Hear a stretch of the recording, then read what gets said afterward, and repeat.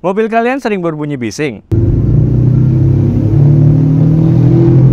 Bisa jadi ada masalah di bearingnya. Nah, ternyata gini nih cara meriksanya. Halo sober, welcome back to ASEAN Bearindo YouTube channel. Zulfikar is here. Jadi kali ini kita bakal belajar gimana caranya memeriksa rakitan hub bearing pada roda. Tidak mudah untuk mendiagnosa rakitan hub bearing yang rusak dengan cara yang benar. Hati-hati ya sober, kalau salah dalam memasang bisa mesinnya yang rusak atau sober yang cedera. Jadi tonton video ini sampai habis ya. Langkah pertama adalah sering memverifikasi atau memastikan sumber kebisingan yang tidak dikenal. Apakah benar gara-gara bearing? Bisa jadi bisingnya itu karena kondisi permukaan jalan, seperti jalan beraspal baru atau jalan dengan permukaan yang tidak rata. Karakteristik yang dapat menyebabkan kebisingan yang tidak biasa dan meningkat, misalnya permukaan yang baru saja diaspal, mungkin memiliki serangkaian ceruk kecil yang menyebabkan suara dengungan yang terus-menerus pada tapak. Komposisi desain dan pola keausan ban kendaraan dapat menjadi sumber lain dari kebisingan yang tidak biasa. Kalau memang sudah yakin bukan karena dua faktor itu, saatnya untuk melakukan pemeriksaan yang lebih rinci terhadap rakitan roda serta rakitan hub bearing. Sebelum memeriksa rakitan hub bearing, pastikan sober memiliki alat yang tepat. Saya tunggu 5 detik dulu ini, boleh di pause dulu ya untuk dicatat.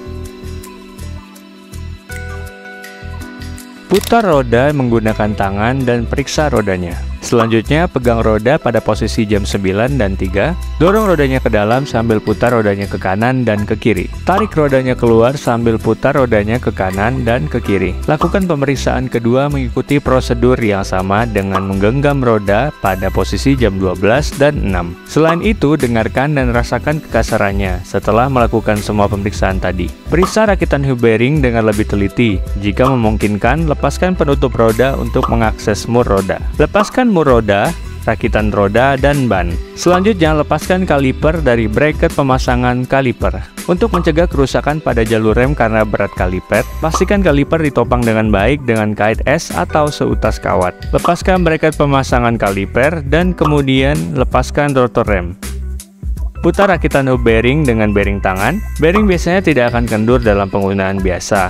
Tapi jika rakitan hub bearing tampak longgar, ada beberapa kemungkinan. Yang pertama, bearingnya rusak, mur poros mundur atau mur poros mungkin belum ditepuk dengan benar. Ingat ya, kekasaran apapun, kelonggaran atau kebisingan dari bearing merupakan indikasi bahwa bearing rusak dan perlu diganti untuk memeriksa celah internal dalam rakitan bearing hub. Nah, saatnya untuk menggunakan alat canggih yaitu indikator dial ya sober. Untuk mendapatkan pembacaan yang akurat dari indikator dial, diperlukan indikator dial dengan basis magnet.